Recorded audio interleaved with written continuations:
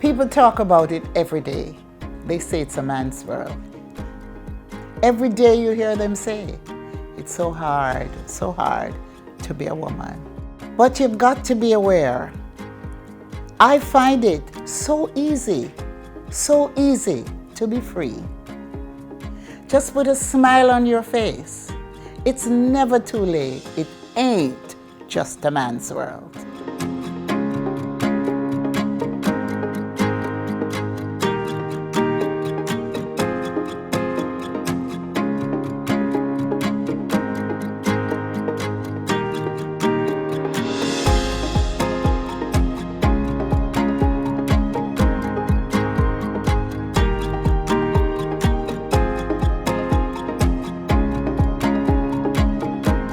Olivia Grange, or Babsy, as many ordinary Jamaicans and even colleagues affectionately call her, has become a household name, echoed across the music, cultural, political and sporting arenas. I'm the Minister of Culture, Gender, Entertainment and Sport, and anything else that you don't know quite where to fit it. It comes to me. Hers is a name synonymous with getting things done.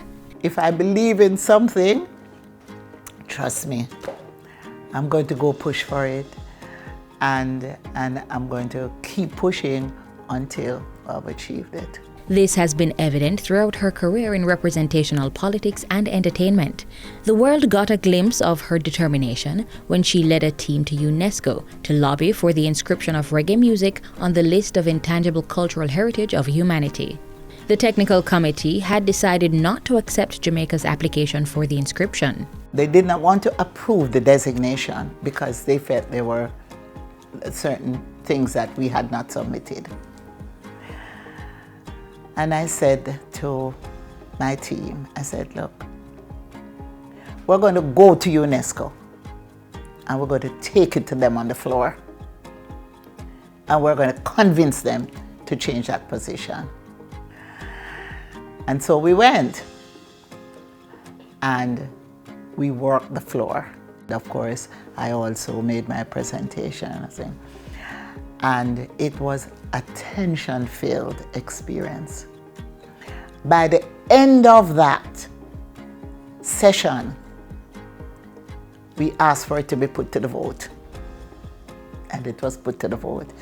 Every single country present voted for reggae music to be inscribed. I declare decision 13 com 10 B 18 duly adopted. May I? Reggae is no longer only ours. The world has now taken it as their own. As a long-standing reggae producer myself, I thank UNESCO for this inscription. For decades, Olivia Grange has given tireless service to her country and to the cultural and creative industries across the globe. In recognition of this, she was among 221 Jamaicans recognized for their outstanding contribution to national development at the ceremony of investiture and presentation of national honors and awards on National Heroes Day 2022. She has made a tremendous contribution to the lives of the people in Central St. Catherine, and continues to give of herself relentlessly for the benefit of the poor masses of this country. I think that it is of particular note, Madam Speaker, that the first female sitting member of this chamber should be awarded the Order of Jamaica on the 60th anniversary of our independence.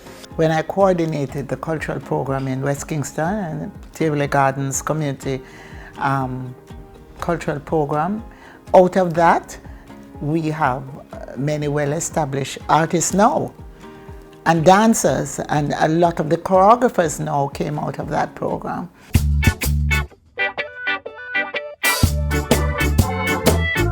A lot of the youngsters I went there see are now grown. They have children, bonded with their children. I have a very strong educational program, and I am so pleased the fact that a number of these young people are now matriculating to university. So from the baby through to the elderly, I embrace them all and I work with them. So representational politics for me is something that means service to the people. And I want to use the opportunity also at this time to say to the people of Central St. Catherine that you have been my rock. And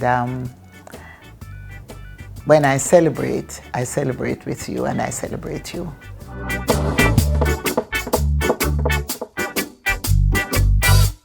My grandmother had a strong influence on me. First thing my grandmother said, never lie to me. No matter what it is, just tell me the truth. Just be honest. And she also said to me, be confident about who you are.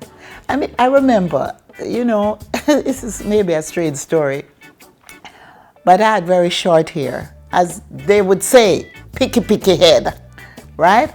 And when I went to Gainshead High School, the students were from families that were fairly well off, you know? And here I was from downtown Kingston. I got a scholarship through the Ministry of Education, and I would see the girls, long hair, thing, and they would just flash their hair, and I just take my finger and take my hair and put it over my ears. I just, just bounce my head like that and look proudly, and they'd all think it's so funny.